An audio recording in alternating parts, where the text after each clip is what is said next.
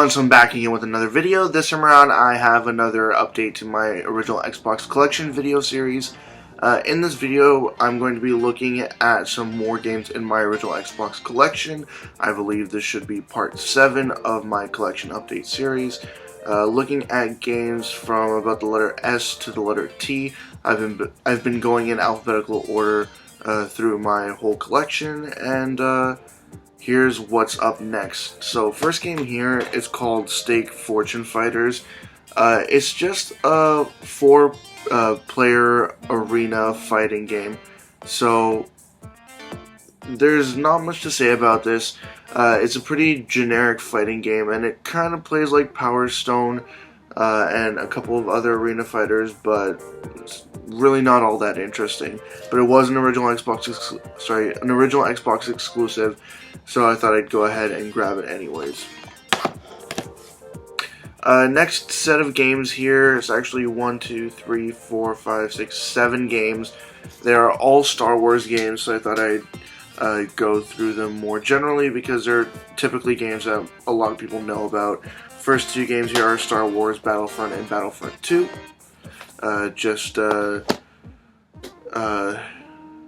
Third-person shooters that are fun to play with a large group of people.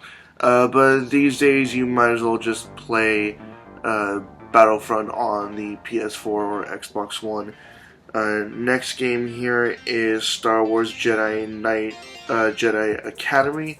I have not played this one myself, so I don't really know what it's about. Next one is Star Wars Jedi Outcast Star Wars Jedi Knight 2 Jedi Outcast.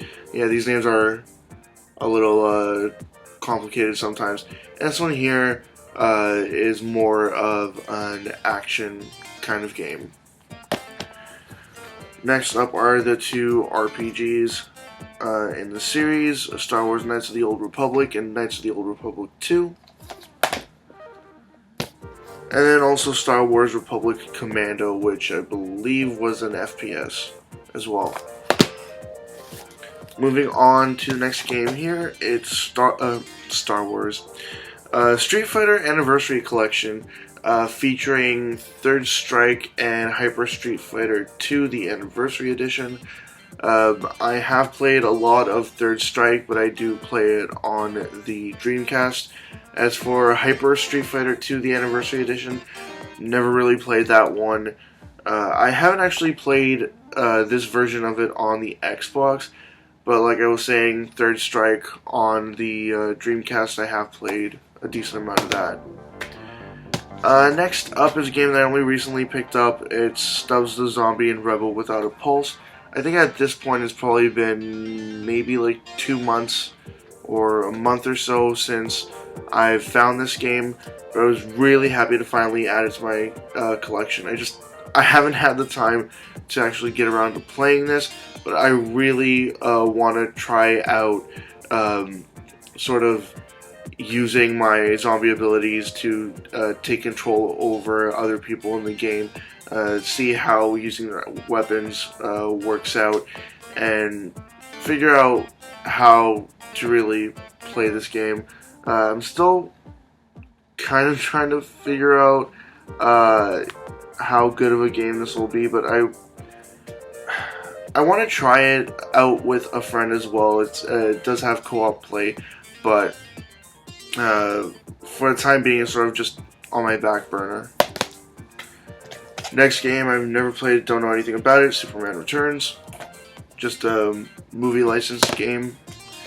Next is Technol Classics, Technol Classic Arcade. It's another arcade collection compilation disc.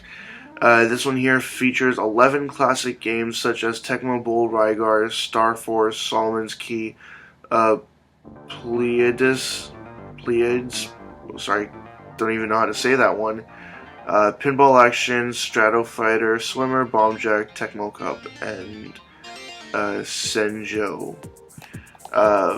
But yeah, I have said many times in the past why it is that I get these. I really like these collections of older games, especially in this case here. It actually features games that were on the NES also, so it's pretty nice to have there, especially Solomon's Key.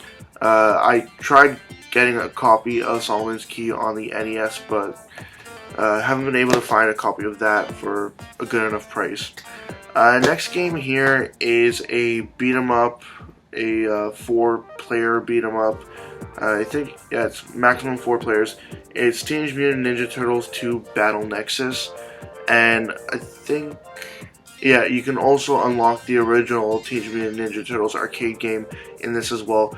But I feel, if I remember correctly, that that is a feature in many Ninja Turtles games where you can unlock older games in the series. But I might just be remembering this specific one, but I'm almost certain that it's something that they do in other games in the series as well. Next 2 games, I'll mention them quickly together. It's Tenchu Return from Darkness and Thief Deadly Shadows. They're both sort of stealth action games, played differently, of course, but they're both sort of stealth experience, so you can kind of assume from that how the gameplay works. And the last game that I want to show you guys in this video, I actually recently got this game on the GameCube as well. I very much so wanted to get the GameCube version of this game here, because it is harder to find than the Xbox or PS2 version. So obviously it was a multi-platform game, came out on pretty much all the consoles 6th generation, except for Dreamcast, of course. But it is an FPS game that I would like to play again sometime soon.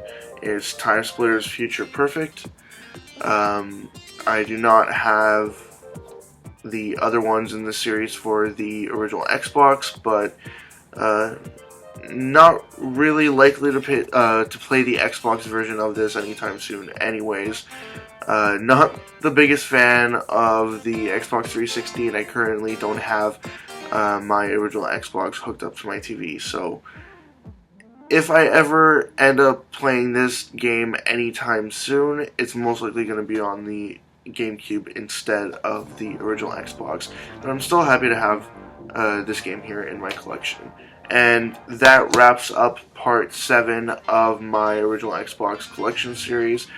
As always, leave comments in the comment section below. Anything you'd like to say, comments, questions, suggestions, ideas, anything at all, and I will get back to you as soon as possible. Just, again, let me know in the comment section below. And as always, check out my Facebook, Twitter, and website. They're all linked in the description below. And also linked in the description below is a link to my 500 subscribers contest. Check that out as well if you'd like. And that's it. See ya.